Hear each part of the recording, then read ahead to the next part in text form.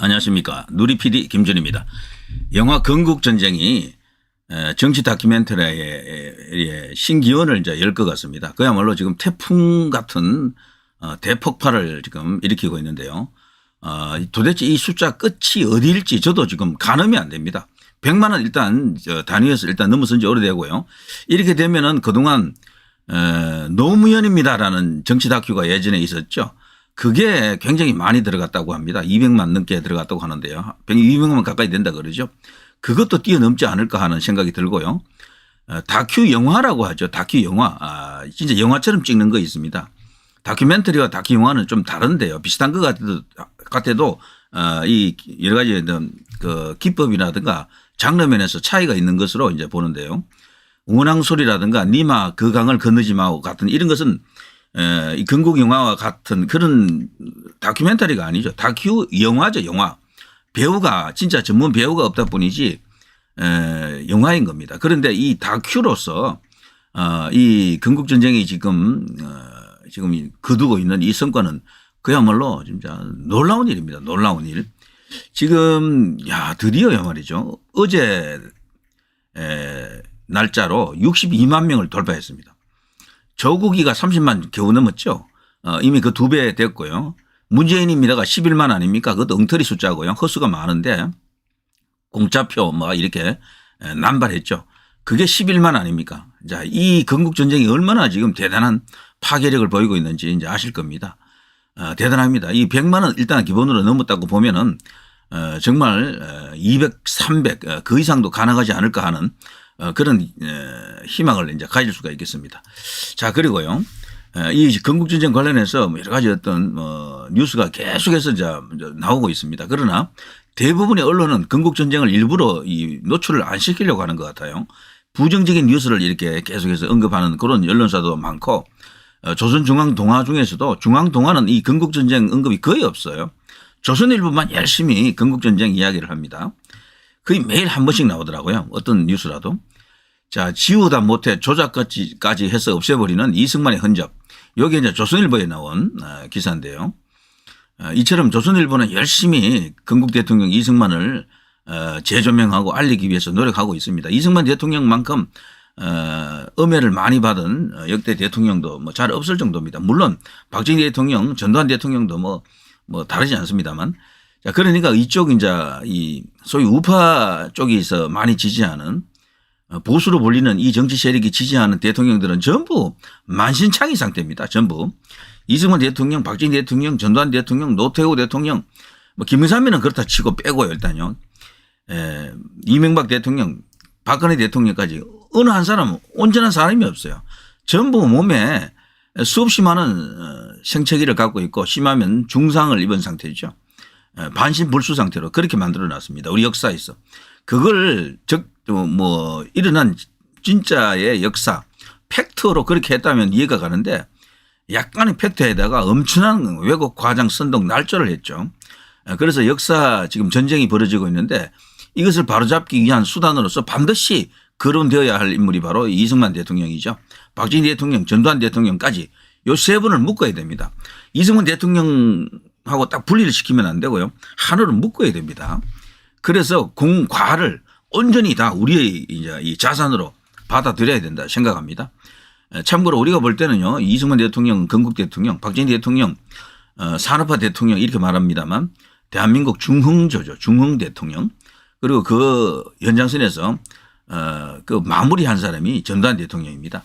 그때 벌써 국가의 어떤 정부의 역할, 대통령의 역할 이런 걸 본다 그러면요. 모든 토대와 기반을 다 구축해 버렸어요. 그때 벌써. 그 이후부터는 그 레일 위를 이제 달려가기만 하면 되는데요. 그 이후에는 드디어 이제 좌파들도 이제 등장하고 저쪽 이제 야권 세력들이 이제 집권도 하고 그런 세상이 이제 열렸던 거죠. 그럼에도 불구하고 나라가 뭐 다소 약간 침체될 수는 있지만 망하지 않고 이렇게 굴러가는 것은 이제는 일종의 이제 관성이 생겼다 그럴까? 그런 힘이 생긴 거죠. 바로 대한민국이 세계적 어떤 경쟁력을 갖고 있다는 기업의 힘입니다. 기업. 우리나라는 이 기업들이 매년마다 어떤 업적을 만들어내지 않습니까? 계속해서 경제 성장을 견인하고 뭐 돈을 만들어 오는 거죠. 그러니까 먹거리를 만들고 다 그렇게 하지 않습니까? 세계가 볼 때도 대한민국 기업은 인류다라고 평가합니다. 그 기업이 저렇게 달리고 있는데 얼마나 열심히 일합니까 우리 기업들이. 응? 돈 넣고 돈 먹는 게임 같지만 그 기업들이 그렇게 열심히 뛰고 있는데 나라가 망할 리가 없습니다. 기업이 그렇게 열심히 하게 되면 국부가 자연적으로 늘어나게 되고 그러면요 부국 강병이 되는 겁니다. 나라도 부유해지지만 국방력도 강해지겠죠. 자, 그런 모든 그 시작은 바로 이승만 대통령이었다라고 볼 수가 있겠죠. 그런 이승만 대통령을 얼마나 저들이 왜곡하고 음해합니까? 사라진 이승만의 글씨라고 또 여기 있는데요. 조선일보에서 직접 한번 보시길 바랍니다. 요거 저 읽어드리면 또 시간도 오래 걸리고 아무튼 이승만 대통령이 있는 흔적을 지우고 왜곡시키는 그런 이야기들이겠죠. 뭐 이런 거 보면요. 자, 이런 게 있고요. 자, 이런 식입니다. 1952년 4월 13일 진해 충무공 이순신상 제막 연설 중인 이승만 대통령 이순신을 발굴하고 이것을 민족의 큰 영웅으로 만든 것은 이승만 대통령과 박정희 대통령이죠. 특히 박정희 대통령 때에 와서 이순신이 비로소 민족의 대영웅이 됩니다. 한산도라든가 그 충무, 예전에 충무시라고 그랬죠. 지금은 통영으로 되어 있습니다만. 그리고 충남 아산의 현충사, 그리고 여러 가지 이순신 장군 관련한 어떤 유적이라든가 아니면 관련된 뭐 여러 가지 문화적 어떤 그런 정부 그 사업들, 프로젝트들 그런 모든 게 박정희 대통령 때에 와서 완성이 됐던 거죠.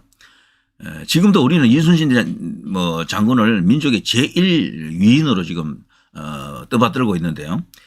새로운 자료나 새로운 어떤 뭔가 추가적인 게 나온 건 없어요. 오세훈 시장 때 광화문에 세종대왕과 함께 이순신 장군의 동상을 세웠던 정도지 이미 그 전에 박정희 대통령 때 이미 끝을 냈습니다. 전부 이 이순신 장군에 대한 어떤 그런 여러 가지 어떤 사업을 마무리했던 거죠. 우리나라 도처에 이순신 관련 여러 가지 어떤 시설들이 있고 그에 대한 여러 가지 일화 이야기들이 뭐 잔뜩 지금 있는 거죠.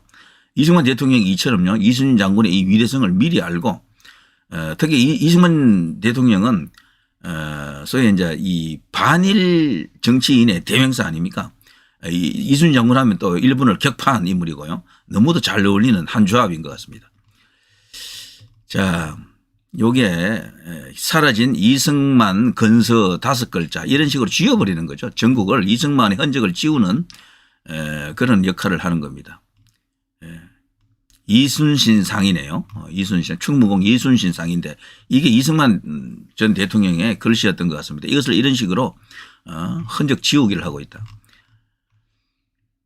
기호 1번이 이승만이라고. 자, 이거는 너무도 유명한 이야기인데요. 이승만이 대통령이 된 것은 뭐 국민들이 좋아해서가 아니고 인기 있어서가 아니고 훌륭해서가 아니고 독립운동가라서가 아니고 뭐 잘나서가 아니고 기호 1번이었기 때문에 됐다라는 그런 주장이죠. 이게 일반 뭐 이 네티즌이 이제 이런 주장을 한다면 뭐 그렇다 치는데 소위 전문가라는 자들이 이런 엉터리 이런 거짓말을 늘어놓고 있고 그것을 마치 진짜이냐 퍼뜨렸죠. 그때 당시 이제 기호 1번은 문제가 됐던 기호 1번은 이승만 대통령이 아니고 다른 분이었습니다. 바로 그 조봉암이라고요. 진보당. 나중에 이제 간첩 혐의로 사형당하죠. 조봉암이가 기호 1번이었을 때 이승만 대통령이 기호 1번의 효과로 대통령 되었다라고 떠들었죠. 문명률이 높기 때문에 누가 기호 1번 차지하느냐가 되게 중요했다. 이승만 대통령이 기호 1번이에요. 당연히 당선되는 겁니다. 이건 뭐 기본적으로 이승만 대통령이 강한 권력을 차지하게 되는 거고 이런 주장을 했던 겁니다. 자, 이거 보면요. 중앙조선 송재윤의 슬픈 중국 칼럼에서 캐나다 맥메스터대 송재윤 교수는 이승만 죽이기 60여 년 팩트를 지어내는 역사가들이라는 제목으로 서울대학교 국제대학원의 한 유명 교수 역사학자가 조작한 사료를 지적했습니다. 소위 역사학자가 이런 짓을 하는 겁니다. 이런 짓을. 왜 이런 짓을 하겠습니까? 일부러 거짓된 이런 어떤 선동을 할까요? 이것이 결국에는 이념일 수도 있고요. 대한민국의 정통성을 보는 그 관점에서 차이가 나서 그래요.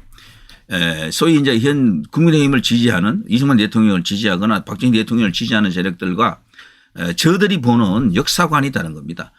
저들의 역사관을 이제 좋게 이야기하면 민족주의적 사관이라고 그럽니다. 민족주의적 사관. 민족주의는 좋은 것으로 우리도 알고 있었잖아요.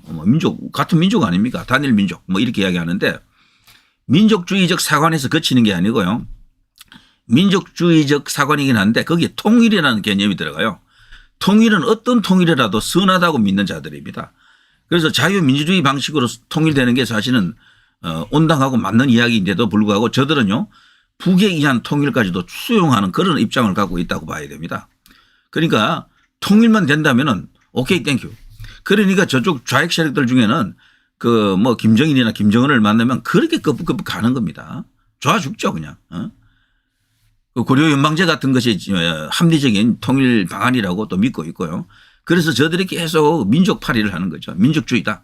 그리고 그 연원을 거슬러 올라가면요. 그 최상단에는 단재 신채호가 딱 자리 잡고 있습니다. 우리나라 이 역사학자들, 국사학자들, 한국 사학자들은 전부 이 신채호의 아이들이라고 봐도 무방합니다. 신채호는요. 그 오래전의 사람인데도 이 세계사 역사 자체를 아와 비아의 투쟁으로 보지 않았습니까? 철저하게 대립적 사고방식 그런 걸 갖고 있어요. 해결의 변정법 같은 그런 것을 이미 그때도 본인이 갖고 있었다라고 보는 거고요. 그리고 이승만 대통령 이야기할 때 또 할 수 있는 게요. 독립운동가들 중에 상해 임정이 처음에 이제 일어났을 때 그때 초대 대통령이 이승만 대통령 아닙니까? 그런데 이승만 대통령이 된 그 과정에서도 그 난리가 많았습니다. 그 안에서도요. 파벌이 많아가지고 찢고 뽑고 싸우고 난리 났습니다. 그런데 우리가 지금 존경하는 인물 중에 한 명이 또 도산 안창호가 있지 않습니까? 도산 안창호가 이승만 대통령보다 나이가 몇 살 아래예요. 한 서너 살, 두세 살 아래인데 두 사람의 관계가 너무도 나빴어요. 사실. 이런 이야기들이 다 이게 깔려 있습니다. 말하자면은 이승만 대통령은 선명한 반공주의자 우익적 사고방식을 가진 인물이고요. 친미주의자고요. 반일주의자고요. 그런데 저들은 좀 다릅니다. 뭐 이 공산주의에 대한 개념들이 반공까지 안 갔던 거예요. 그 사람들은. 많습니다. 그 독립운동가들 중에. 그래서 상해 임정 그 초기 때는요. 이승만 대통령이 상해 임시정부에도 몇 년 계시잖아요. 거기. 그런데 그 당시에는 김구호 선생하고도 관계가 좋았어요. 아주. 이승만 대통령이 좋았는데 나중에 이제 뭐 둘이 이제 정적처럼 돼버리죠. 어쨌거나 뭐 그런 복잡한 이야기들이 있습니다. 그 사실 그 건국전쟁에서는 그런 것까지 이야기하면 너무 복잡해지니까 이야기를 안 했던데 사실 이승만 대통령이 그 보통 분이 아닌 게 그냥 뭐 독립운동만 뭐 이렇게 아주 정의롭게 선하게 이렇게 하다가 그 대통령이 된 게 아니고요. 끝없이 정치 투쟁을 했습니다. 그 독립운동가들 사이에서도 파벌이 많아가지고 칠 때는 쳤습니다. 이승만 대통령 그래서요. 카리스마가 보통이 아닌 게 저 자신이 이제 하고자 하는 어떤 정의관, 역사관이 있고 그 가는 길에 해방되는 사람이 있으면 가차없이 쳤어요. 전부. 무섭습니다. 이승만 대통령. 그러니까 그 나이가 많은데도 불구하고 그 카리스마가 살아있었고 대통령이 된 겁니다. 그런 이야기만 따로 이렇게 모아놔 봐도 와 이승만 대통령에게 그런 면이 있었어라고 할 정도로요. 그리고 자신이 가는 길에서 맞지 않다 싶으면요. 설사 독립운동가라고 해도 그냥 눈밖에 그냥 인물로 취급해 버렸다고 할 수 있죠. 그리고 또 일설에 의하면 뭐 임정에서 미국으로 날아갈 때 또 다른 이유도 있었다. 그래서 그렇게 주장하는 학자들도 많습니다. 자, 그런 이야기는 제가 일단 그 정도로 하고요. 그래서 지금도 안창호 세력들은 이승만을 저주합니다. 굉장히 싫어합니다. 그 후예들은요. 자, 이런 식으로 모든 것을 이런 식으로 조작하고 왜곡 날조하고 있는 게 저들이죠.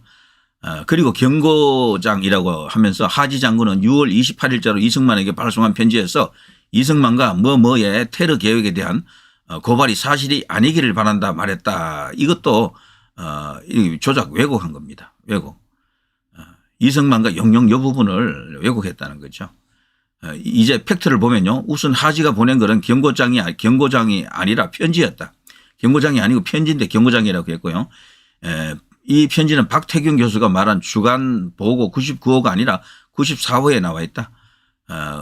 이런 식으로 왜곡된 내용들입니다. 여기 이제 번역한 것이고요. 원문은 이런 식으로 되어 있죠. 이승만과 김구가 테러 행위를 계획 중이라는 고발이 사실이 아니기를 바란다. 뭐 이런 여러 가지 어떤 충격적인 내용들을 담고 있는데요. 자, 아무튼 이런 것들을 저들이 엄연한 역사적 실체를 부인하고 부정하고 조작, 왜곡, 날조를 했다는 거죠. 여기 이제 직접 조선일보 가서 좀 보시기 바랍니다. 요거는 제가 따로 이것을 언급하면 너무도 시간이 많이 이제 나오고 이야기를 많이 해야 될 것 같아요. 아무튼 이승만 대통령은 박정희 대통령도 그렇지만 전두환 대통령과 마찬가지로 너무도 왜곡된 그런 어떤 그 역사적 피해자죠. 이런 것을 이제 어느 정도 정상화시키고 바로잡아야 될 바로잡아줘야 될 어떤 책무가 우리에게 있는 거죠. 자, 이자가 바로 박태균입니다. 아까 제가 이야기한 그 박태균이죠. 서울대 국제대학원 국제학과 교수입니다. 박태균. 자, 한번 볼까요? 어떤 짓을 했는지. 당시 남한의 유명한 정치인은 이승만 밖에 없었어요. 이승만 밖에. 예. 그렇죠. 김구도 유명했죠. 사실은. 대통령 직선제 시행 시 이승만의 당선 가능성은 높을 수밖에 없었다. 당시 국민들의 문명률이 높아 기호 1번이 가장 유리한 상황이었다. 그래서 기호 1번이 누가 되느냐가 이제 중요한데요. 실제 이 당시 이승만 대통령은 기호 2번이었습니다. 1번은 조봉암, 제가 아까 말씀드린 것처럼요. 기호 1번 때문에 됐다라는 거죠. 이런 식으로 저렇게 새빨간 구라를 치면서 날조 조작 왜곡을 하는 거죠. 모두 4명이 출마해 가지고요. 자, 대한민국 제3대 대통령 선거 1번 조봉암, 2위 민주당. 이것들은 그 다음 선거 때고요. 조봉암에는 계속해서 1번을 받았던 거죠. 자, 신익희는 선거 유세 기간에 이제 이렇게 사망을 해버리죠. 사실상 이렇게 이제 보면은 이승만 대통령이 뭐 무조건 당선되는 그런 어떤 구도일 수밖에 없는 거죠. 이때도 1번 어쩌고 하면서 떠들었다. 3번입니다. 이때는. 자, 이승만 대통령에 대한 음해 왜곡입니다. 이런 식으로 엄청나게 저들이 이승만을 갖고 놀았다라고 뭐 할 정도로 엄청난 어떤 구라를 쳤다라는 거죠. 나라와 결의의 어버이신 리성만 박사, 또다시 우리의 대통령으로 이때 당시 선거 포스터입니다. 리기붕. 이 사람 때문에 정말 이승만 대통령이 그렇게 허무한 어떤 말년을 이제 보내게 되었다라고 볼 수가 있겠죠. 이기붕을 선택한 이것이 결국 이제 박마리아 그리고 프란체스카 이 라인이 여자들이 뛰어들면서 이게 정말 역사를 죽이고 말았다. 이런 생각이 듭니다. 자, 기호 6번 박정희 민주공화당. 박정희 대통령도 기호 1번이 아니었습니다. 저들이 그런 식으로 엉터리로 떠들어대는 거죠. 박정희 대통령이 이렇게 뒷번호인데도 당선이 됐던 거죠. 기호 3번 윤보선, 기호 1번은 이세진이라는 인물입니다. 다 옛날에 이게 봤던 기억들이 있으시죠? 나이 드신 분들은. 기호 1번의 효과가 아닙니다. 여기도 보면 박정희 대통령 기호가 제일 끝에 있잖아요. 이런 식으로 기호 1번의 효과가 아닌데도 저들이 그런 개 같은 짓을 지금 하고 있다라는 거죠. 자, 건국전쟁. 자, 이야기가 좀 길어졌나요? 자, 여의도 순복음교회 드디어 얼마 전에 이제 이틀 전에 나온 뉴스인데요. 건국전쟁 단체 관람을 지금 하고 있다 그러죠. 작은 불씨가 모여 패러다임을 바꾸자. 정말 대단합니다. 이영훈 목사 이분도 어쨌거나 대한민국 건국과 산업화 이걸 지지하는 어떤 그런 목사님인 것 같아요. 그리고 이 여의도 순복음교회가 대한민국에서 가장 큰 단일 교회 아닙니까? 1위, 2위 차이가 너무도 크더라고요. 이 순복음은 거의 뭐 100만에 가까운 수치인데 2위들은 뭐 30만 이하로 뚝 떨어지더라고요. 그러니까 세계에서 가장 큰 교회 하면은 이 순복음교회로 알려져 있습니다. 그 정도로 뭐 엄청난 어떤 교인 수를 갖고 있죠. 여기서만 열심히 선거를 이렇게 선거가 아니고 이 영화를 관람해 준다 그래도 200만 정도는 충분히 올라갈 수 있을 것 같다라고 생각이 듭니다. 정말 박수를 보냅니다. 나경원 전 의원의 이제 모습이 보이죠. 자, 여기 인정하는 것이 지금 요즘 좀 뜸한 것 같은데 다시 좀 불이 붙었으면 좋겠고요. 이 여의도 순복음교회를 계기로 많은 교회에서 지금 영화 보기 운동을 하는 것 같습니다. 담임 목사와 교역자 신도들이 이 계속해서 뭐 이거 보기 운동을 하고 있다 그래요. 자, 아무튼 대한민국 건국의 초석을 다진 이승만 대통령을 바로 알기 운동하는 것 정말 바람직합니다. 자, 그런데요. 지금 영화 상영 중인 이승만 대통령 다큐는 또 하나 더 있습니다. 이게 있는데요. 기적의 시작이라고요. 근데 큰일 났습니다. 이 기적의 시작은 지금 거의 자료가 나오지 않을 정도로 지금 보는 사람이 없다는 얘기거든. 상영관도 서울에 딱 두 곳인가 있는 것 같아요. 그런데 이게 처음에 사람들이 좀 들어가야 상영관이 늘어날 텐데 근데 이 기적의 시작은 건국 영화하고 좀 다르게 기독교 색채가 좀 많이 이제 묻어 있다 그래요. 종교적인 냄새가 좀 많이 난다고 합니다. 여기 임동진 탤런트가 이승만 대통령을 이제 연기한다 그래요. 이승만 대통령을 연기하기 때문에 요건 다큐멘터리지만 좀 다큐 영화적 요소도 좀 가미했다라고 볼 수 있고요. 굳이 따지면은 이 기법으로 보면 여기가 수준이 더 높다라고 볼 수 있습니다. 저도 아직 제가 이 영화를 본 건 아닌데 이 다큐를 본 건 아니지만 볼 수 있으면 제가 한번 보려고 하고 있습니다. 여기가 지금 거의 지금 존재감이 없는 식으로 나와요. 그런데 입소문을 타면서 이 이승만 대통령 일대기를 다루는 이 기적의 시작이 이제 서서히 입소문을 타면서 기독교인들을 중심으로 요거 이제 복위 운동이 일어나고 있다 그래요. 그래서 지금 어쩌면 역주행이 일어날 수도 있다. 역주행. 처음에는 안 됐는데 뒤에 갑자기 이제 이렇게 확 이렇게 올라오는 게 역주행이죠. 자, 이것을 통해서요 상거리가 되기 바랍니다. 건국전쟁도 뭐 대박, 기적의 시작도 대박 이런 어떤 바람직한 결과를 한번 기대해 봅니다. 충분히 이제 그렇게 될 수 있는 저력은 있는 것 같아요. 자, 누리 PD 김준희였습니다. 여러분 대단히 감사합니다.